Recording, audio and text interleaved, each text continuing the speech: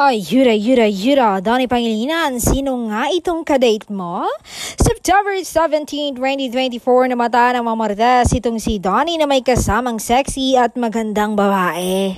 Nakatalikod daw ang babae noon at hindi nila makita ang mukha niya. Kaya't hinintay daw ng mga marites na humarap ang dalaga. Nakahinga daw ang mga marites nang makita ang dalaga ay si Bel Mariano.